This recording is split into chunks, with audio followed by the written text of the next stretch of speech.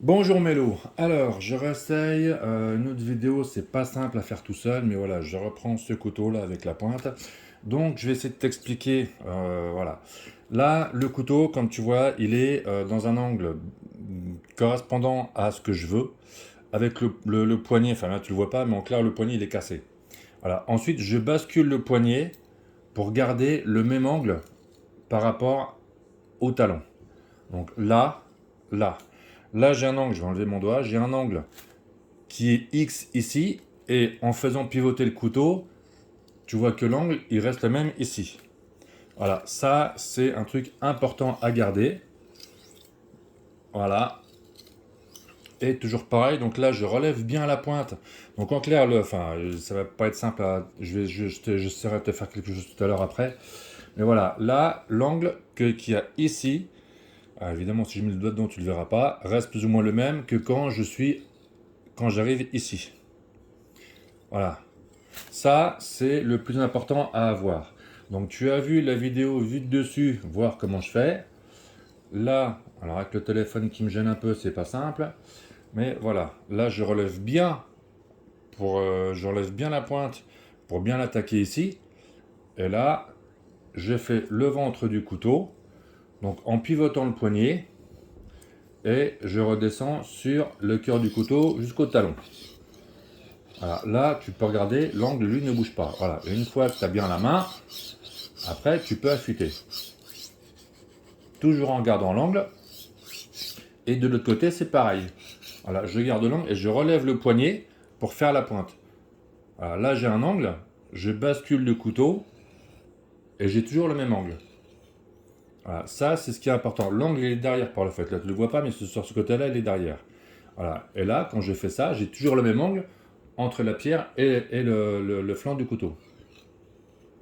Voilà, donc en clair, je vais essayer de te montrer ça. Voilà, en clair, le poignet, voilà, il fait ça. L'angle reste le même par rapport au couteau que voilà. Là, je te fais, c'est le poignet qui pivote pour aller chercher. Putain, c'est pas évident avec la perche. Voilà, c'est le poignet qui pivote pour aller chercher la pointe. Voilà, et l'angle, ah, ça va se casser la gueule. Alors, je vais te le refaire comme ça. Ah, pardon. Donc, je te disais, là, l'angle, bah, il est dans l'autre sens. Donc là, je casse comme ça. Là, j'ai une rotation dans ce sens-là quand je suis comme ça. Voilà. Là, j'ai bien la main qui casse en suivant le couteau, l'angle du couteau. Et tu vois que là, l'angle du couteau, lui, reste le même sur la pierre. Excuse-moi, c'est pas évident à faire, mais voilà, te montrer l'angle, voilà, l'angle de la pointe avec l'angle du couteau lui-même. Bon, là, je tiens le téléphone enfin la perche du téléphone d'une main plus le couteau de l'autre, mais voilà, en exagérant, enfin, voilà, en essayant de faire ça propre, pardon, excuse-moi pour la pierre, voilà, l'angle reste le même sur le couteau. Ça, c'est primordial. Voilà, la pointe, le ventre, le couteau, le talon.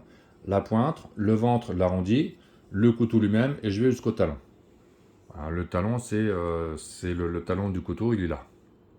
Et là, on a juste un petit ricasso, un tout petit ricasso, c'est la partie plate, c'est ce qu'on voit, ça s'appelle un ricasso.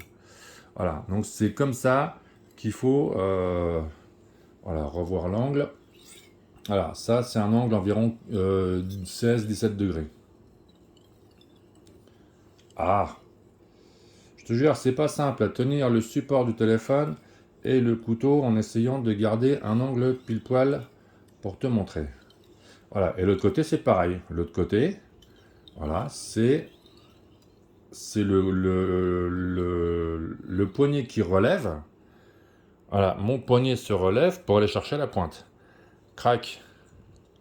Alors là, j'exagère un petit peu, je te le fais au ralenti, mais voilà. Le poignet se lève, mais tu vois qu'il n'y a pas ce mouvement-là au niveau de l'angle du couteau. Ça, c'est le mouvement au niveau de l'angle du couteau. Voilà, ça bouge pas. Ça reste fixe.